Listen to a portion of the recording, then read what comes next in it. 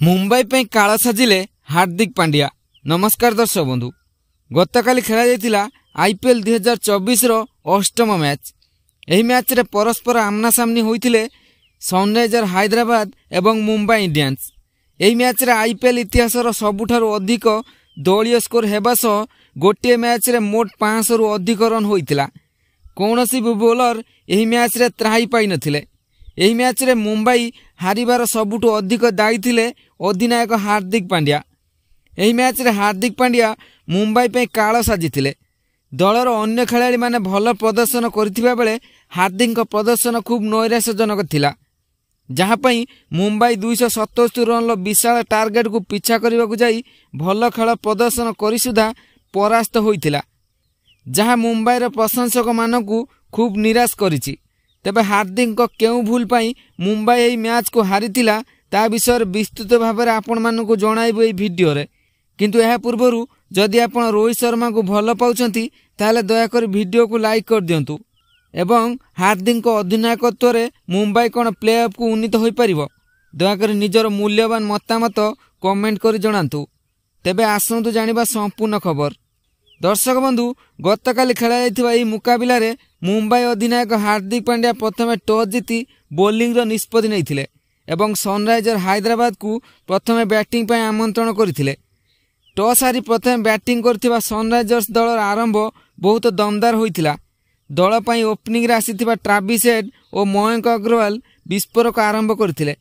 जदिओ मयंक अग्रवाल बेसी किछि करि पारि नथिले, मात्र 11 रन करी मयंक अग्रवाल आउट हो जाइथिले, किंतु ट्राविस हेड एवं अभिषेक शर्मा को बैट रु एभली अग्निवर्षा होइथिला जे मुंबई रो बोलर मानकु झाळ बाहर जाइथिला।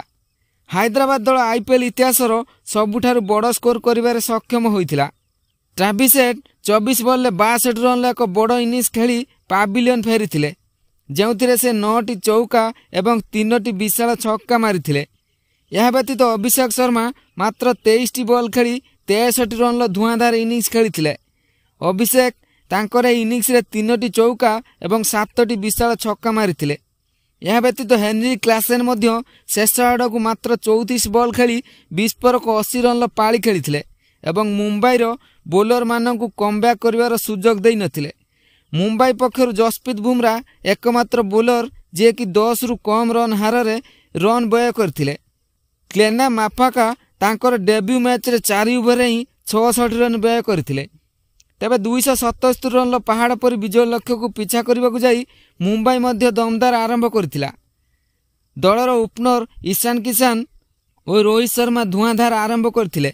ईशान किशन मात्र 13टी बॉल खेली 2टी चौका एवं 4टी छक्का सहायता 34 रन संग्रह करथिबा बेले रोहित शर्मा 12टी बॉल खेली 3टी छक्का एवं गोटिए चौका सहायता मोट 26 रन संग्रह करिबारे सफल होइथिले। अन्य मानक मध्यरे नमनधीर 14टी बॉल खेली 2टी चौका एवं 2टी छक्का सहायता 30 रन संग्रह करथिबा बेले तिलक वर्मा 34 बॉल ले 6टी छक्का एवं 2टी चौका सहायता मोट 64 रन संग्रह करथिले।